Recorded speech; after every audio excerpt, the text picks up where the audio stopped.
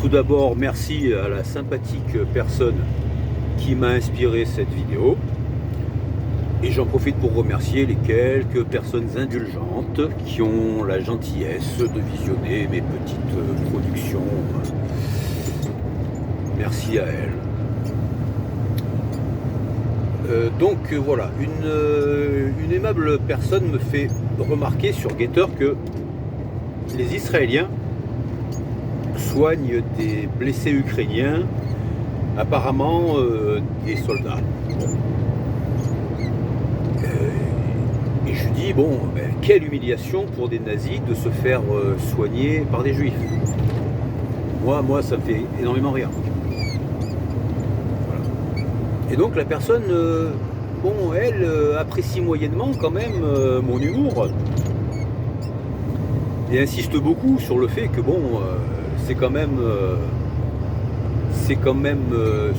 suspect que les Israéliens soignent des nazis. Ce à quoi je réponds, la France soigne bien des islamistes. Le président de l'Algérie, là, Bouteflika, là, hein, celui qui nous insulte constamment, qui nous demande de nous repentir, il est venu souvent se faire soigner à Vichy, Yasser Arafat, mais à peu près tous les grands dictateurs, tous les grands chefs d'État de pays arabo-musulmans qui ont craché sur la France et sur les Français sont venus à un moment se faire soigner en France. Ensuite, soigner des soldats blessés, c'est pas la même chose que fournir des canons César à l'armée ukro-nazienne. Comme c'est pas la même chose que de fournir des missiles Milan, missiles philo-guidés de l'armée française, construits en France.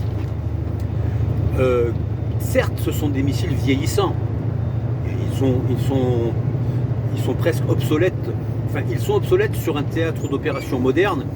Après, pour aller bousiller quelques entorchonnés dans le désert, ça va, ça le fait très bien. Mais bon, la France donc a bien fourni aux rebelles islamistes qui combattaient le bon Bachar des missiles Milan, sans compter le reste. Je rappelle d'ailleurs à ce propos que l'Angleterre a été victime de missiles français. Durant la guerre des Malouines, il y a eu un bateau anglais, je ne sais plus si c'est un croiseur ou un bateau de guerre anglais qui a été coulé par un missile Exocet français. Il y a eu 200 ou 300 morts. À ce que je sache, l'Angleterre ne nous a pas demandé de réparation ou quoi que ce soit de cet ordre-là. Donc une réflexion en entraînant une autre, j'en profite pour placer un petit peu le CRIF au milieu de tout ça.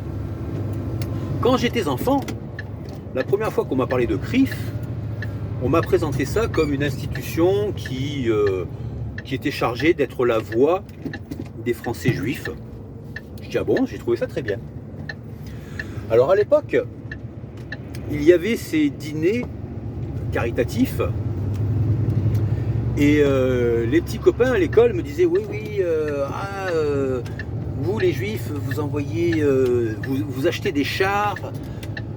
Pendant ces dîners, là, vous donnez de l'argent pour acheter des chars et des hélicoptères pour envoyer à Israël. J'étais quand même un peu étonné. Alors en réalité, ces dîners du CRIF étaient destinés à financer des appareillages médicaux qui, bien entendu, pouvaient servir à l'armée israélienne. Mais si vous voulez, à l'époque, la démarche du CRIF, en ce temps-là, c'était de dire, bon, nous soutenons l'État israélien, mais nous ne soutenons pas ces guerres quand il s'agit d'aller envahir le Liban pendant un certain temps ou d'envahir un voisin. Ça, nous ne le soutenons pas. Et la meilleure alternative entre tourner le dos à Israël et les soutenir dans leur guerre, c'était d'envoyer du matériel médical pour soigner les blessés. Voilà. Et je pense qu'actuellement, ce que fait Israël, c'est à peu près pareil, vis-à-vis de l'Ukraine, c'est-à-dire qu'ils ne peuvent pas soutenir l'Ukraine, qui est insoutenable, mais ils ne peuvent pas non plus lui tourner le dos, puisqu'il y a quand même pas mal d'Ukrainiens, enfin d'Israéliens d'origine ukrainienne, moins que des Israéliens russophones. Je rappelle qu'il y a 6 millions d'Israéliens russophones sur une population de 12 millions d'habitants. 12 millions d'habitants. Donc, je pense que c'est un petit peu la même chose qu'à l'époque, le CRIF d'antan. Alors, bien entendu, aujourd'hui, moi, je ne me sens absolument pas représenté par le CRIF, qui pour moi est un microcosme, qui est mondain, qui ne concerne pas du tout les gens comme moi, qui concerne que les gens qui sont au CRIF, en fait. Voilà. Donc voilà, j'en finis avec ça pour le CRIF. Et je remercie donc encore chaleureusement l'aimable personne qui a amené le sujet sur Getter. Merci de votre attention et une nouvelle fois, merci de votre indulgence.